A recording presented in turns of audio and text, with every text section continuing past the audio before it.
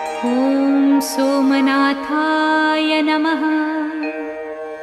ॐ मल्लिकार्जुनाय नमः। ॐ महाकालेश्वराय नमः। ॐ ओंकारेश्वराय नमः।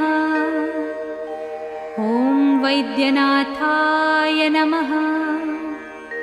ॐ भीमशंकराय नमः। ॐ रामेश्वराय नमः। ॐ नागेश्वराय नमः। ॐ विश्वेश्वराय नमः। ॐ त्र्यंबकेश्वराय नमः। ॐ केदारेश्वराय नमः।